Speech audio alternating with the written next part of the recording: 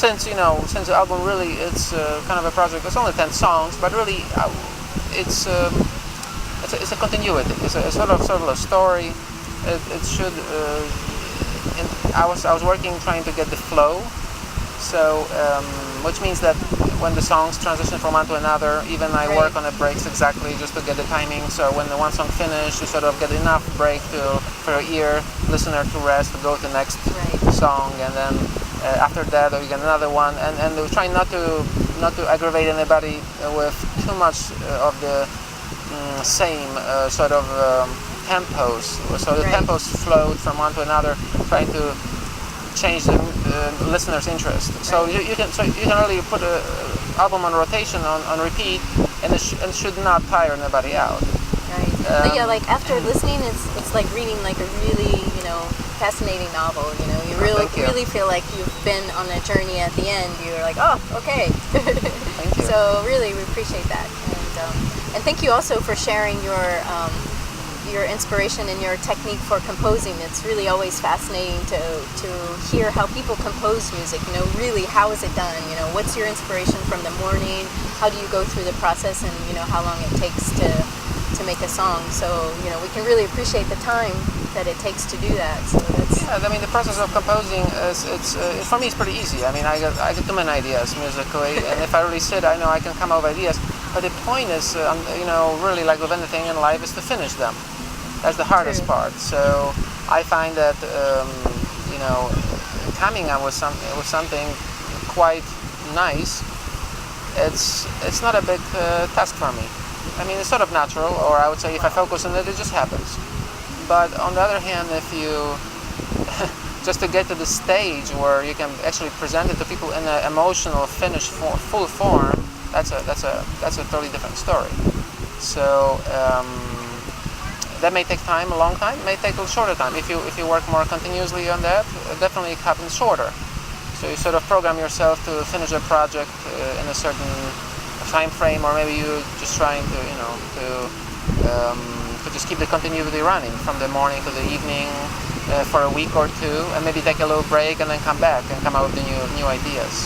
But again, there's stages of production. One is creating an initial idea for the song, which is a spontaneous creation. Okay. Second is also a spontaneous sort of a creative creation of the rest of the tracks or instruments, and creating an arrangement and creating a form, which is the structure of the song. That seems pretty laborious in that process. Oh, definitely. that takes time. And do you do, sometimes do you take your inspiration or your draft idea, and do you go straight to the computer with that? What is your workflow, like a typical workflow? Yes, the idea can come out on a little recorder that you can, MP3 recorder, and just laying on the in the front. So like if you're here traveling, sure, you can just record ideas and then go home and put them together. Yes. That's fantastic. As a matter of fact, you can whistle this or single if something great come out to you. I've done it, and it works great because you have this cool idea. Maybe you heard some musicians in the street playing something, and something rings in your head, and it's like, wow, that's cool. And then you go home, and it's like, oh, let's change to something different, and then you record it, just right. whatever. I know as a designer myself, that moment of inspiration.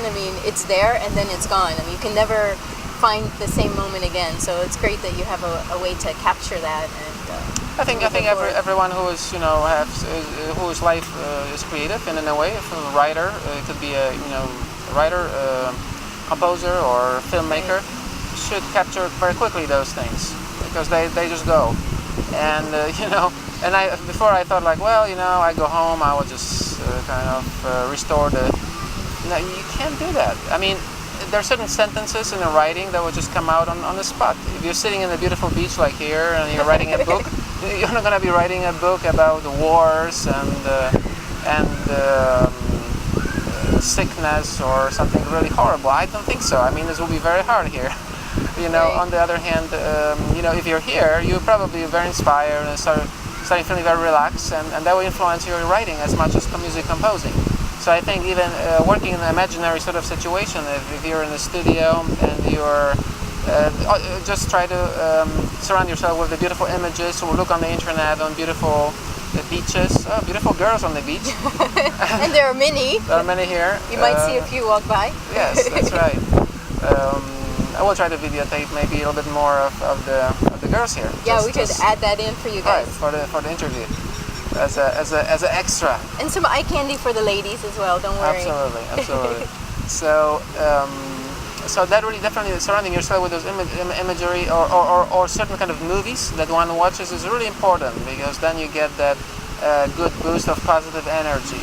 Because there's so much negativity and you bring yourself down is very easy these days, you know, simply eat something with TV and eat something crazy. nasty from McDonald's and then go home and watch a nasty show and you're depressed for the rest of the week.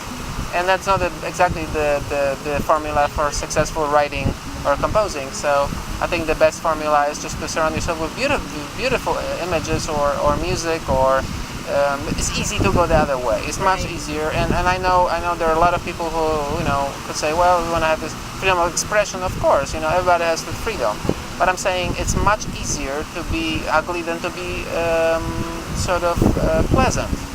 It's much easier to compose something or write something that is really not very well done, I would say, or something that is, you know, critical, or that's something that is inspiring, beautiful, and has a feeling that leaves a very high-spirited feeling after you experience that. So that's important to do that this way. I think at least I'm trying to do it this way.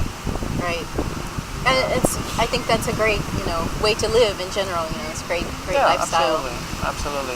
Great mentality. Doesn't mean that I don't get nasty too sometimes, or don't get like some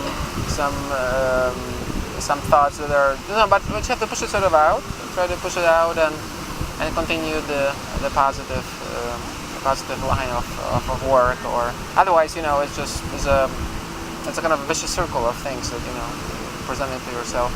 Right.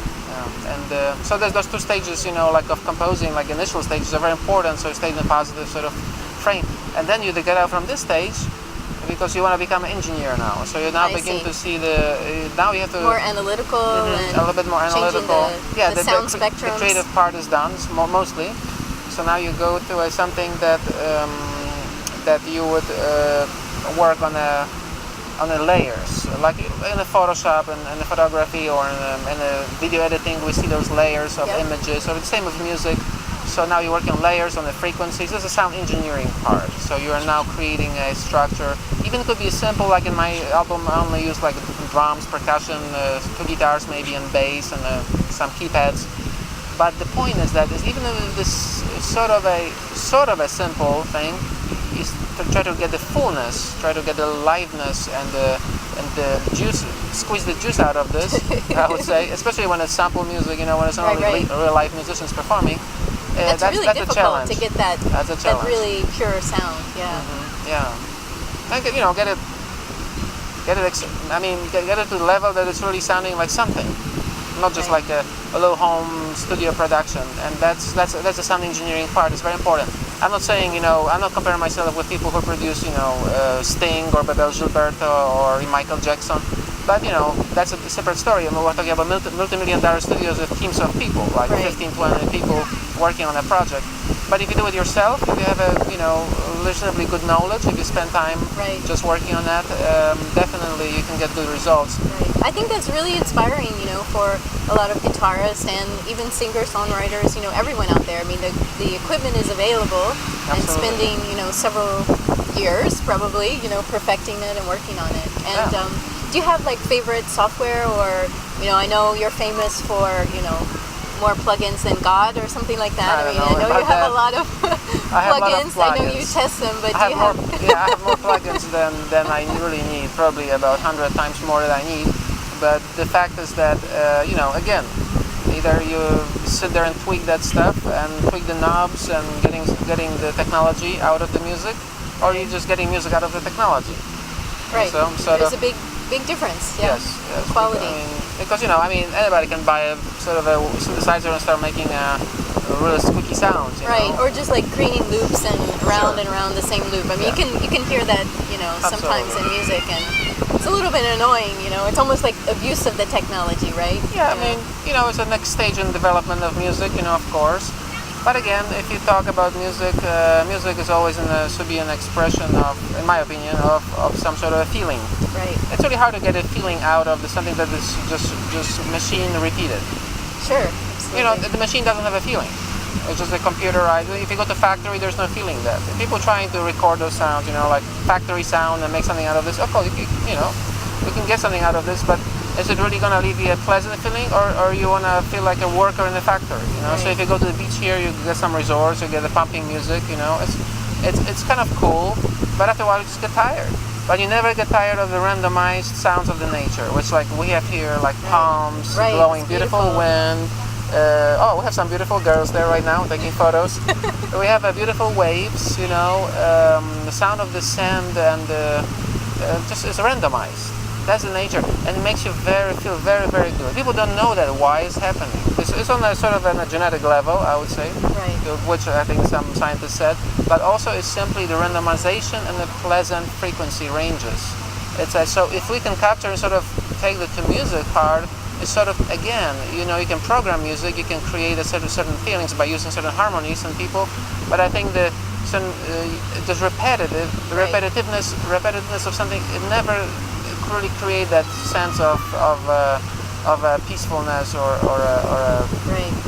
pleasant feeling that lasts for a long time. Yeah, I think you can really feel that in the album too. You know, I mean, it's thank you. Yeah. You know, I've listened several times, and it's like, you know, it's truly is a journey, and it really has that very natural, randomized feel. So it's really beautiful. Yeah. I mean, it's just the process, and every art every next project will be different. You know, as this famous Horowitz, the pianist, he hated his project recorded 3 months earlier.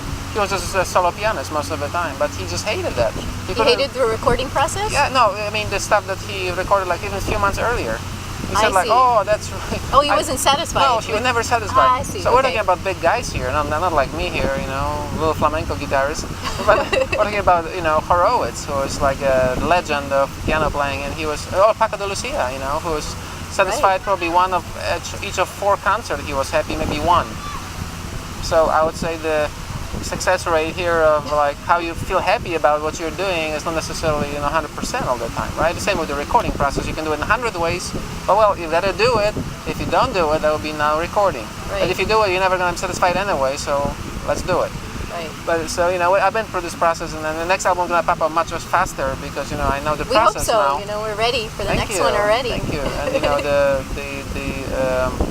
And my engineering part speeded up tremendously thanks to a lot of study and experimentation. So the acoustic, the engineering of the tracks and the mastering process, which also is a icing on the cake. That's a big thing. You wanna be a master of mastering, really. I mean, as much as you can in your own studio, get the good speakers, there are flat frequency range. Design the studio and use the software and listen, and tweak and adjust until you get sort of similar to what you hear in the commercial recordings. And again, I submitted to some quite famous engineers some of the songs, and I just did not like the results I get back from the mastering process. Right. One distinction between the mastering and the engineering in general, I would say, is the mastering is just the final step, but you take a stereo down mix and you just you create a commercial sounding. So you adjust a certain amount of compression, frequencies, enhancers and things like that. I'll try to avoid on this album to get that kind of a bright, almost like a pop feel to that. I was trying to make it a little bit more softer and more acoustic sounding in the process of mastering. I used a certain plug-in, certain ways and the high quality of the processing just to get that smoothness out of it as much as I could. Well, as you mention it now I can see it. Yeah, I mean I can hear that. I mean it's starting with the bits. It's a mixing in a box. You get the signal in there, and once you have it in the box, which is the computer, some people use the external boxes, analog equalizers, compressors, and they're very happy with that. I try to avoid that because, when I travel, I don't want to carry a bunch of gear. Just have a laptop and still be able to produce an album. I submit it to the web, and that's it. It's done.